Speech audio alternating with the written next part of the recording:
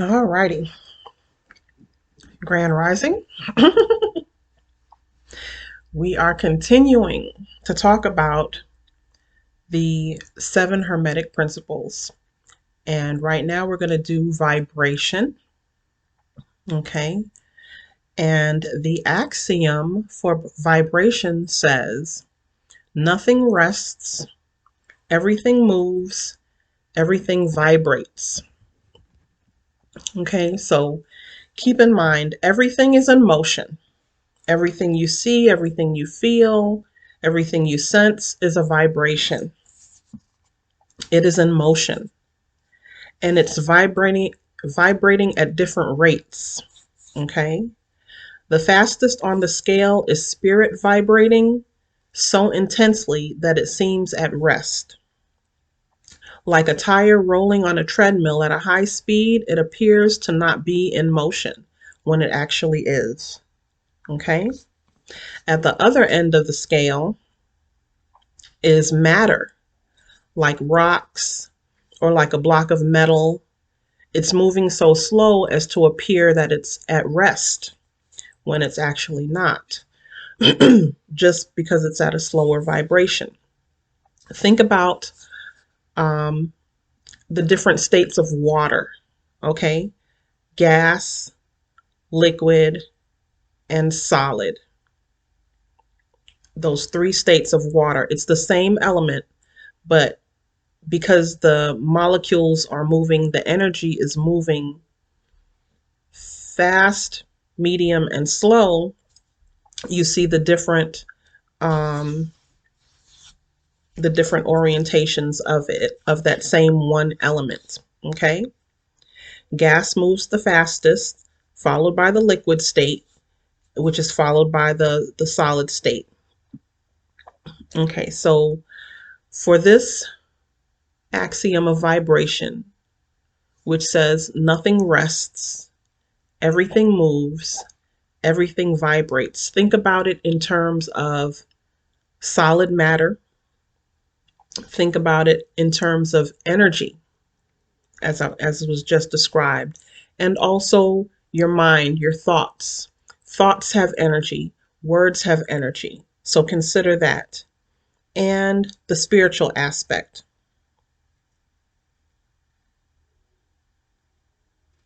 What can be accomplished with the understanding of the fact that everything is in motion? What can you accomplish with the understanding that everything is in motion? There's a tab here. Let me see what I put on there.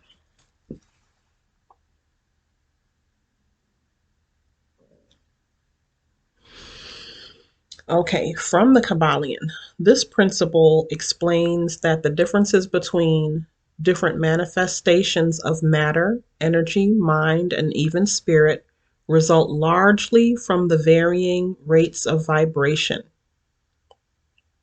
Okay,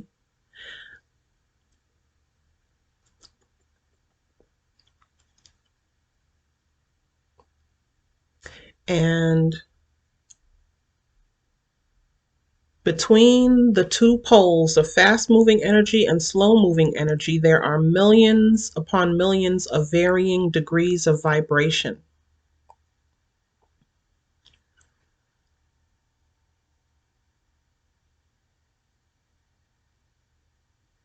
This is also true. This is also true for the planes of energy and force, which are but varying degrees of vibration. It is also on the mental plane.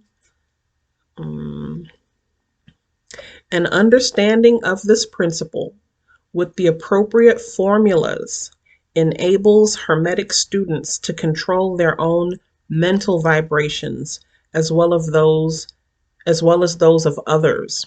Okay, this is important for our personal development.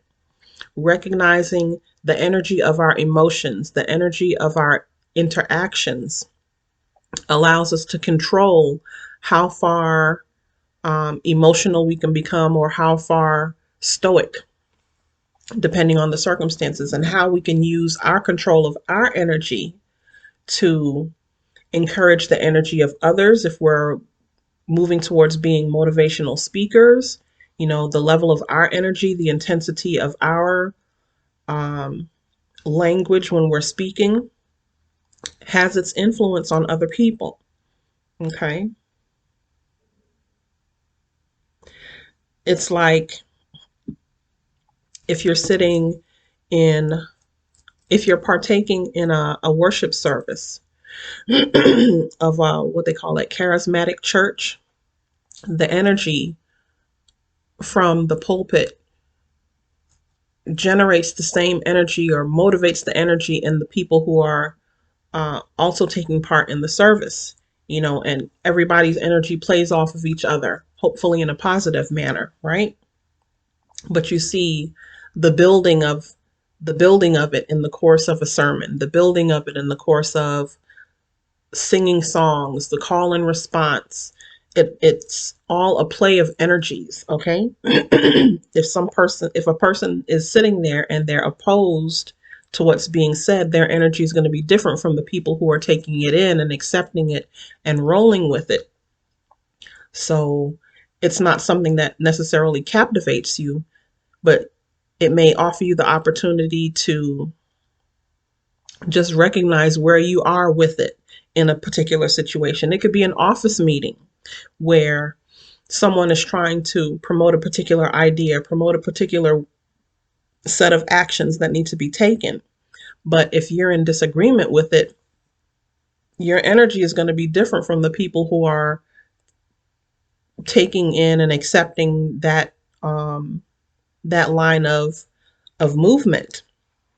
And so you can be sitting there, everyone else is in agreement and you're not, and you state a question that causes people to pause and consider something they may not have considered while they were listening to the person who's promoting this particular idea. So your energy has shifted them from being gung-ho to being more contemplative, okay? And also, if you've noticed, you know, you've been in an area where people are promoting a particular idea, maybe it's a campaign, and someone is shouting out negative ideas into the audience. And so that's pulling down the energy of the exchange. You know, changes people from being supportive to being angry and reserved. You know, this is a way of recognizing the power that we have in our interactions. So an understanding of this principle with the appropriate formulas enables Hermetic students to control their own mental vibrations as well as those of others. The masters also apply this principle to the conquering of natural phenomena in various ways. And here's a quote: "He who understands the principle of vibration has grasped the scepter of power," says one of the old writers. Okay, and that just says to me that you're in a position of power, you're in a position of control, you recognize the influence that you have, positive, negative, or otherwise, in circumstances where you're dealing more with mental energy, you're dealing more with spiritual energy. You're recognizing someone else's mental or spiritual energy, okay? Outside of dealing on the material scale. With that, I thank you for listening. I hope you've gotten some benefit out of this. Please hit the like button, and if you haven't, hit the notification bell so you know when I post. I haven't been consistent necessarily. It's been circumstances and me just considering the type of information that I'm putting out on this channel. So I'm being selective, I'm being careful. It's not just me neglecting my duties. But anyway, thank you for joining me. I'm going to continue to post through the completion of this text, this tome. And I ask that you continue to join me on this journey. Alrighty, be well.